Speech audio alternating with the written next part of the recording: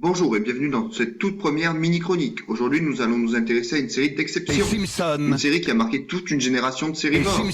Une série souvent recopiée mais jamais égalée. X-Files.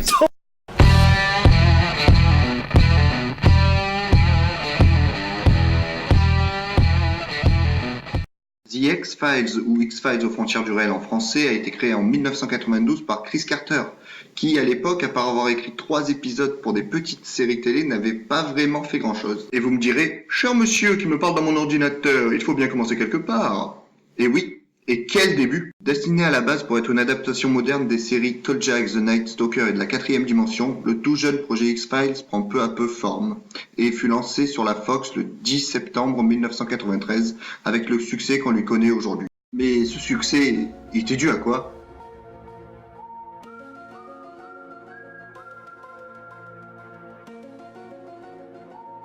Premier facteur de son succès, son style. Bah oui, une série qui regroupait FBI, théorie du complot et Alien, c'était pas courant à l'époque. Pour bien vous faire comprendre à quel point X-Files était révolutionnaire, voici un extrait de la seule série qu'on pouvait considérer de science-fiction diffusée à l'époque. C'était bien, pas vrai? Maintenant, je vais laisser quelques secondes de blanc pour que tous ceux qui étaient adolescents à l'époque aient un petit moment de nostalgie et qu'ils se rendent compte que leur jeunesse est derrière eux. Cordialement. Enfin bref, deuxième facteur de son succès, le bestiaire. Ben oui, Mulder et Scully ont pas fait face qu'aux aliens.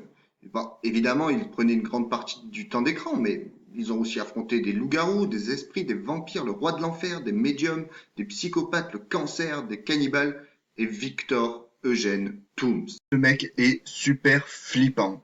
Il fait encore plus peur que Hannibal Lecter, le diable et Jean-Marie Le Pen. Réunis. Flippant, je vous dis. Rien que d'y penser, j'ai des frissons. Bon, passons au troisième facteur de son succès. La peur. Et oui, X-Files est une série qui faisait et fait encore peur. Et cette peur passait par 2 éléments clés. Déjà, la musique.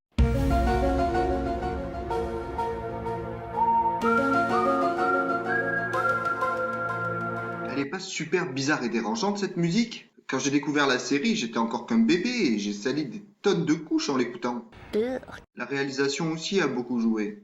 Les monstres étaient très peu montrés, ce qui laissait les spectateurs se faire leur propre idée de ce qui se passait. Je vais me répliquer que c'est surtout à cause d'une question de budget qu'ils n'ont pas montré les monstres. Mais ça a amélioré la série, ça lui a donné une ambiance tout à fait unique et incomparable.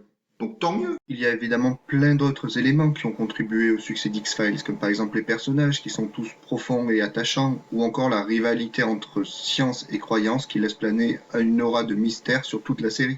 Mais si j'avais dû toutes les citer, la vidéo durerait 3 jours et ça s'appelle pas mini-chronique pour rien. Enfin, vous l'aurez compris, X-Files est une série d'exception et avec le début imminent de la saison 10... Ah tiens d'ailleurs, la saison 10, bonne ou mauvaise idée? Eh bien, par-delà le fait que ça fait toujours plaisir d'avoir une nouvelle saison d'X-Files, y a quand même des trucs qui me font un peu peur. Déjà que seulement 2 des 6 épisodes seront centrés sur la mythologie principale, mais surtout que le dernier épisode va se terminer sur un cliffhanger. Mais si, vous savez, un cliffhanger genre ça. Voilà, cette vidéo est maintenant terminée. Merci de l'avoir suivie. N'hésitez pas à me dire ce que vous en avez pensé dans les commentaires. Vos avis comptent vraiment beaucoup pour moi. Sinon, vous pouvez vous abonner à la chaîne ou encore me suivre sur Facebook, sur Twitter ou encore mettre un pouce bleu. Allez, à plus pour de nouvelles vidéos. Ciao!